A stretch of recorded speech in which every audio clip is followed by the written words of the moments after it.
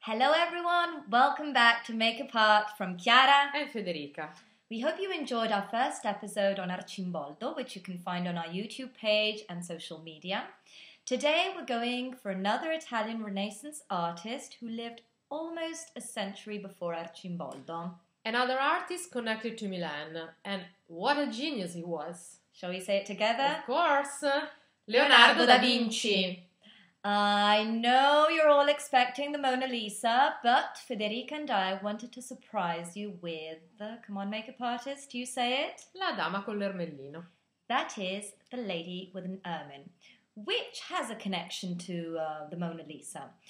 Because La Dama con l'Ermellino and La Gioconda, also known as Mona Lisa, were part of Leonardo's 4 female portraits, along with the paintings of Ginevra de' Benci and La Belle Ferronnière. But Chiara, who is the lady in the painting? Well, Leonardo for a long time was at the service of Ludovico Sforza, the Duke of Milan, who ruled the city at the time. That's true. And the lady with the ermine is Cecilia Gallerani, the Duke's mistress. The mistress. Cecilia Gallerani in the painting is 16 years old. Oh, so young. Yes. Do you think you can work your magic on my face? What do you mean? That I have to make you look older? Well, Chiara, let's keep to the makeup. What inspired me by this painting is the contouring technique. That is a very fashionable technique nowadays. As you know, Kim K. Oh, you mean Kim Kardashian? Kim Kardashian, of course, is a master and commander of this technique.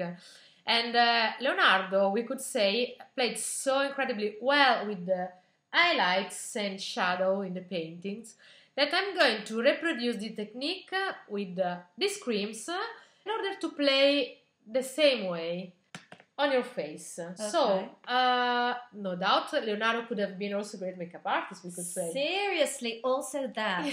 He was engaged in so many fields, it would take forever to list. So let's just say, to keep it simple and short, that he was a true polymath. Like you, Chiara. She's so sweet today, just so adorable. But I think I lack a few fields, although we're both left-handed, but let's stick to La Dama con l'Ermellino. The true innovation in this painting is the element of movement. That's true. What strikes you is the posture of the lady, turning to her left. And I also noticed, by the way, that even if she was the mistress of the ruler of Milan, she doesn't seem to be dressed like a noble woman. How do you explain that? That is because she was not an aristocrat. Her father was an ambassador at the Milanese court.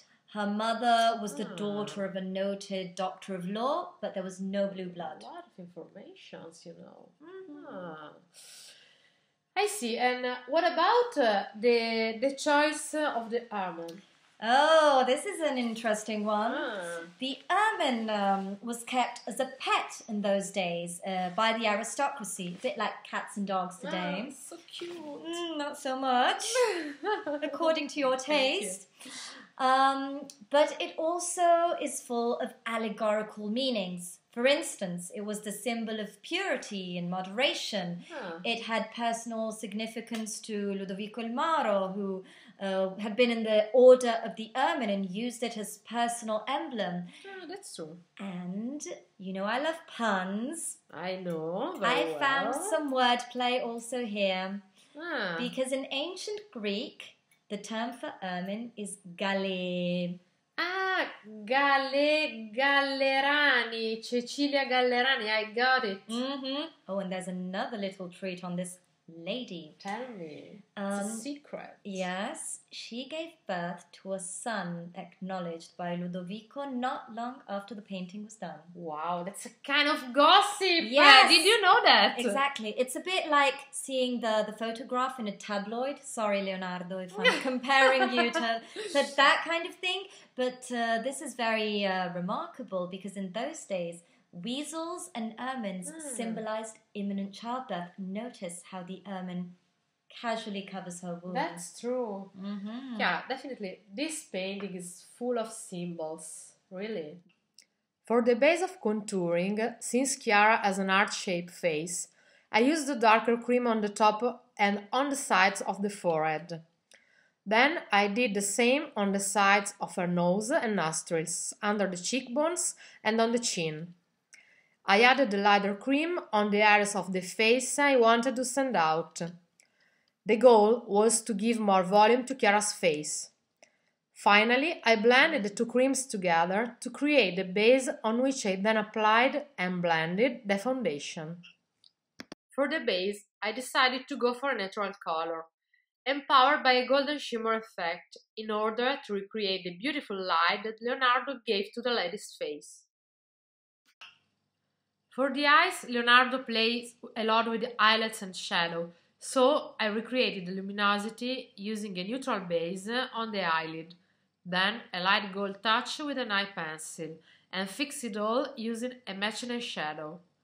Then, to stress the size of the eyes, I used a brown eyeshadow. I then added a gel liner of the same color to frame and give fullness to the line of the upper lashes. For the lower line, I went for a bright beige eye pencil to make Chiara's gaze look wider and brighter. I then touched it all up with some black mascara. To make the lips stand out more, I contoured them in white. To complete this very natural makeup, I went for juicy lips with a shiny effect given by a coral pink lipstick. For the cheeks and the nose, I went for the contouring technique.